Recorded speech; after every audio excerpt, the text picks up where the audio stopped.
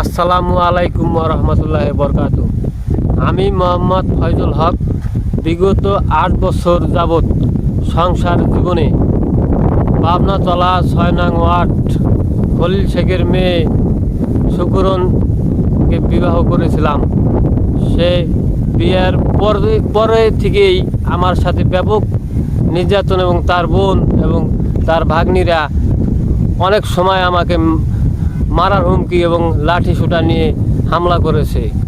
স্থানীয় লোকের সহযোগিতায় আমি সেখান থেকে রক্ষা পেয়েছি এবং পাবনাতলার যত Matbar member chairman Murad chairman দত্তপাড়ার এই ঘটনায় তাদের কাছে বিচার ও সালিশ মাধ্যমে শাহজাহান খান সাহেব ছিল, পাবনাতলা ওয়ার্ডের 6 নং ওয়ার্ডের মেম্বার মোতাহার ব্যাপারীও ছিল। আমার নারী ও শিশু নির্যাতন মামলা করেছিল মাদারীপুর লিগ্যাল কোর্টে। সেই মামলায়ও আমি জব দিয়েছিলাম যে আমার সাথে এই ঘটনা ঘটেছে। আজকে সেই বিচারের পরে আমার সাথে আরও অন্যায় অবিচার করেছে। সে থানায় নারী শিশু নির্যাতন মামলা থানায়ও পরে করেছে, যার কারণে পুলিশ আমাকে মারধর করেছে এবং বাসা ভাড়া না নিলে আমার পরিবার সহ আমাকে মাদারীপুর কোর্টে চালান করে দেবে। বন্দুক ঠেকাই আমাকে বাসা ভাড়া নিয়ে বাধ্য করেছিল দারোগা এসআই কিবরিয়া।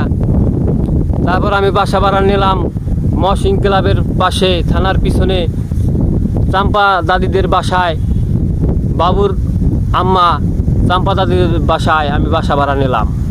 সেই বাসা ভাড়া অবস্থায় আমাকে রেহাবেন নেও থানার সামনে বসে আমাকে অত্যাচার এবং মারধর করেছে। আমার এই 8 বছর বিবাহ জীবনে সে গোপনে মোবাইল ব্যবহার এবং আমার চক্ষু আমাকে ফাঁকি দিয়ে সে বিভিন্ন সময় সেজে গেছে, যে কোনো সময় চলে গেছে অন্য লোকের সাথে এবং সে পরকীয়ায় লিপ্ত হয়েছে। কিন্তু বিগত 3 বছরে আমার সাথে সে কোনো শারীরিক সম্পর্ক করে নাই। একখানে থাকার পরও সে আমাকে কোনো স্বামীর অধিকার কোনো কিছু দেয়নি। সে আমার এরপর আমি বিগত 6 মাস যাবৎ অসুস্থ, লাঞ্চ, শ্বাস, হার্ট, কিডনি, লিভার, চোখের সমস্যা এবং মাথায় আমার জীবন আজ মৃত্যু একখানে দাঁড়িয়ে আছে। আমার মরা ছাড়া কোনো উপায় নেই। আমি কোনো হানে ন্যায় বিচার পাই নেই। আমার বিভিন্ন সময় তার বোনেরা এবং আমার স্ত্রীরা সব মিলে, তার ভাগ্নিরা মিলে আমাকে অত্যাচার এবং যে কোনো সময় আইসা শাহজাহান খানের বাসায় থানার সামনে সেখানে থাকা অবস্থায়ও আমাকে শাকিল কাউন্সিলর সাহেব আমাকে বিভিন্ন সময় সহযোগিতা না করলে আমি ওদের অত্যাচারে আমি আজকে এই পর্যন্ত থাকতে পারতাম না। শাহজাহান খানের দয়ায় এবং লতিফ মোল্লার অশেষ মেহরবানিতে মুসলিম খানের বীর মুক্তিযোদ্ধা মুসলিম খানের ছেলে পিটার খানও আমাকে সহযোগিতা করেছে। ডিআইজি সাহেবের ছেলে হাতিবাগানের পাশে ডিআইজি সাহেবের ছেলে সেও আমাকে সহযোগিতা করেছে। আজকে সবার দয়ায় দক্ষিণে আমি বেঁচে আছি। এই যে আমি বেঁচে থাকার আমার কোনো লাইন নেই।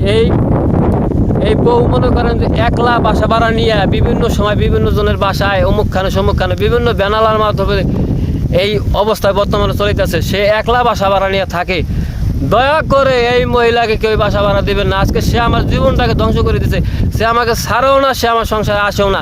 তার যা আছে মন সে সেই জিনিসই করে। তা আজকে আমার সবার কাছে একটা দাবি যে আপনি সবাই আমাকে এই সহযোগিতা আমার করবেন, সবাই এগিয়ে আসুন। আমার বিপদ নলে আমার জীবন মৃত্যু সন্ধিক্ষণে আমি দাঁড়িয়ে আছি। এই মুহূর্তে আমার বেঁচে থাকার জন্য আপনাদের সবার সহযোগিতা দরকার। আল্লাহর মেহেরবানিতে আপনারা সবাই এগিয়ে আসুন।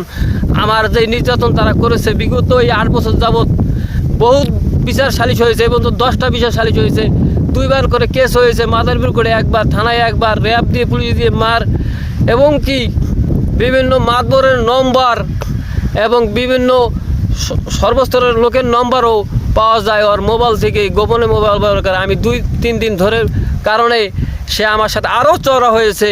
সে বলছে যে আমি যখন তখন যা মন চায় তা করবো, সেটা তোর কি, তুই তো গাড়ি করে ভাষা এবং চকুড়ে এলামু, তারপর কাঁচা ধরাইলাম থাবুর দিয়া বাসা বাড়ি নিয়ে থাকে। এই দেশে কোনো বিচার নাই, এই দেশে বিচার নাই। আমি এই দেশ থাকবো, আমার তো মানুষের প্রতি আগ্রহ যাইতেছে গা। কারণ মানুষ কীভাবে এই লোক মহিলাকে জায়গা দেয়, স্বামীর সংসার থাকে না, থাকার উপরও স্বামীর সাথে ঘুমায় না, থাকে না, চলে না, একলা বাসা থাকে। বিভিন্ন অফিসারের বাসায় কাজ করে, পুলিশের রাত নাই দিন নাই, বিভিন্ন অফিসারের বাসায় কাজ করে। এই সমস্ত সমাজ ব্যবস্থা তো খারাপ কেন? মানুষের বিপদে মানুষ কেন এগিয়ে আসে না? আজকে আমার জীবনের লাইফটাই শেষ হয়ে গেল গা, আমার জীবনটা বরবাদ তছনছ করে দিছে। একমাত্র আল্লাহ ছাড়া আমার বাঁচার কোনো, একমাত্র আল্লাহ তাআলাই আমাকে এই পর্যন্ত বাঁচিয়ে রেখেছে। আপনাদের সবার কাছে আমি একটাই অনুরোধ, সবাই আমার বিপদে আপনারা এগিয়ে আসুন।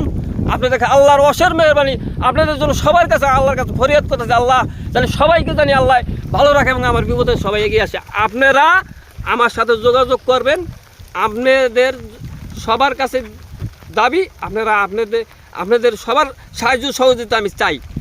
এবং আপনাদের কাছে আমি আমার মোবাইল নম্বর দিচ্ছি 0177107590।